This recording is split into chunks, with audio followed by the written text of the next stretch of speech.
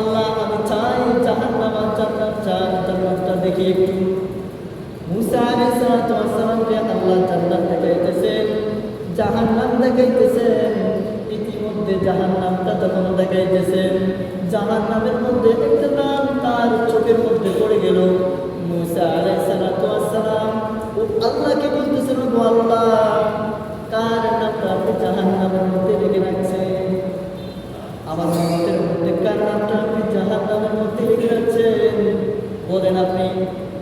আল্লাহ পাক রব্বুল আলামিন মুসা আলাইহিস সালাতু ওয়াস সালামকে বলতেছেন, ও মুসা, আমার কোন বান্দাটাকে আমি জাহান্নামের মধ্যে রাখছি, নামটা জাহান্নামের মধ্যে লিখে রাখছি, তুমি জানতে চাও? হ্যাঁ জানতে চাই। তার কি কি কৃতকর্ম করেছে সেটা কি জানতে চাও? সেটাও জানতে চাই। সে কোন কোন গুনাহ করেছে আল্লাহ আমি সেটাও জানতে চাই। সেই কোন গুনাহ করেছে সেটাও আমি জানতে চাই। মুসা আলাইহিস সালাতু ওয়াস সালাম আল্লাহকে এভাবে প্রশ্ন করতেছে, ও আল্লাহ, আপনি আমার কোন উম্মতটাকে জাহান্নামের মধ্যে লিখে রাখছেন, তার নামটা জাহান্নামের মধ্যে লিখে রাখছেন, সে কোন কৃতকর্ম করেছে, সে কি কি গুনাহ করেছে আমাদেরকে একটু বলে দেন। আমাদেরকে একটু বললে আমরা এটা থেকে সচেতন হব। সেই কোন গুনাহ করেছে, কি নফরমানি করেছে, কি কি করেছে, এগুলা থেকে আমরা একটু বিরত থাকবো। আমার উম্মতদেরকে আমি বলে দিতে পারবো। আল্লাহ পাক রব্বুল আলামিন বলতেছে, না না মুসা, আমি আল্লাহর দ্বারা সম্ভব নয়। আমার বান্দা দুনিয়ার মধ্যে থেকে গুনাহ করবে, নাফরমানি করবে, আমি আমার বান্দাটাকে অপন করে দিব না, তার গুনাহগুলো অপন করে দিব না। আর দেখেন, আমি যদি দুনিয়ার মধ্যে চুরি করি, মানুষ আমাকে চোর বলে সম্বোধন করে, আমি যদি ডাকাতি করি, মানুষ আমাকে ডাকাত বলে সম্বোধন করে, আমি যদি দর্শন করি, আমাকে জেনাকারী বলে, এভাবে আমাকে সম্বোধন করে মানুষ আমাকে ডাকে। কিন্তু আল্লাহ কখনো আমাকে এভাবে ডাকে নাই। দেখছেন কি? ডাকে নাই। আল্লাহ শুধু ডাকে কি, ইয়া আইয়ুহাল্লাযীনা আমানু। কেন?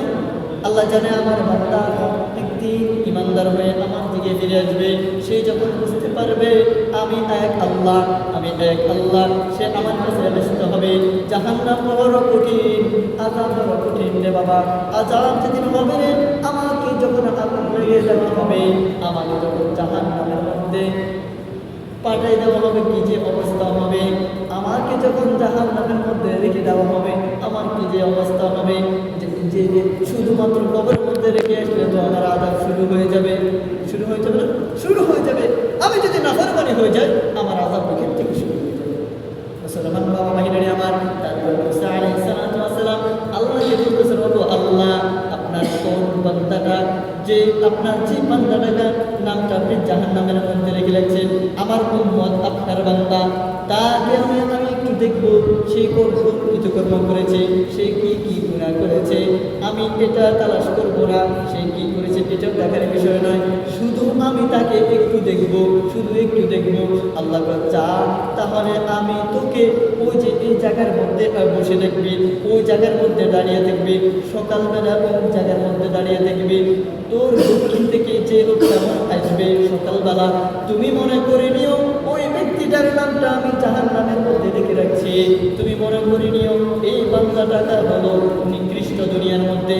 মুসা আলাইহিস সালাতু ওয়াস সালাম কোন মতে এই রাতটা যাপন করলো। রাতটা যখন যাপন করলো, সকালবেলা ফজর নামাজ পড়িয়া অমুক জায়গার মধ্যে দাঁড়িয়ে রইল। অমুক জায়গার মধ্যে যখন দাঁড়িয়ে রইল, দেখতেছে দক্ষিণ থেকে একটা লোক আসতেছে। মুসা আলাইহিস সালাতু ওয়াস সালামের সামনে যখন আসলো, মুসা আলাইহিস সালাতু ওয়াস সালাম বলছে, বাবা যাও, ভাই যাও, তাড়াতাড়ি আমার সামনে থেকে তাড়াতাড়ি চলে যাও। তোমাকে কেন্দ্র করে আল্লাহ পাক রব্বুল আলামিন যদি এখানে আযাব দেয়, আমি মুসা এই আযাবের মধ্যে পতিত হয়ে যাব।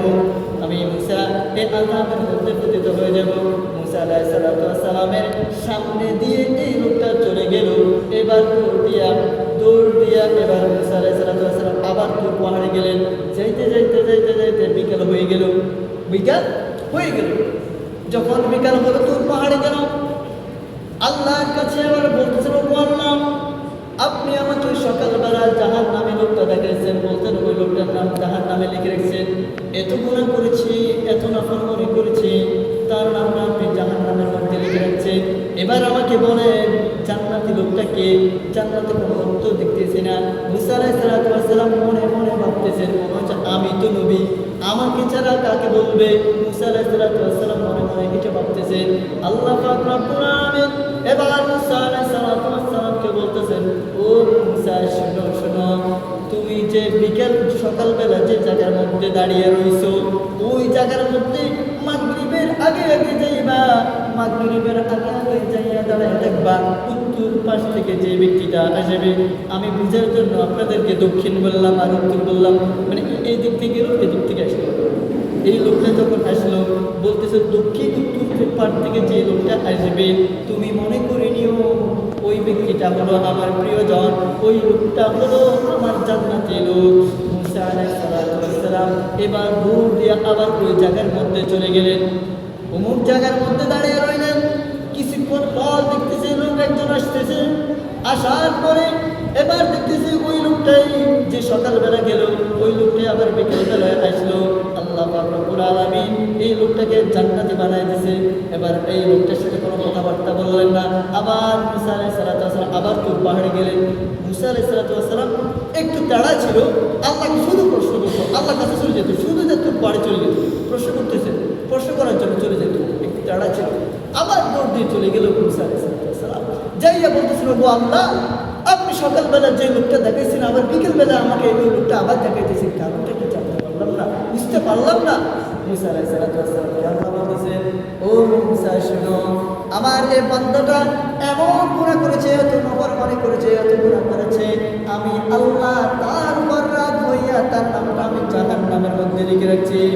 আর আমার এই বান্দাটা কি করেছে শোনো শোনো, সকালবেলা যাইয়া এমন একটা পাহাড়ের নিচে যাইয়া আমার কাছে কান্নাকাটি করতেছে, আমার সেটা পড়ে আমার কাছে কান্নাকাটি করছে। আমি আল্লাহ তো রহমান, আমি তো রহমান, আমি তো গফফার, আমি তো মালিক।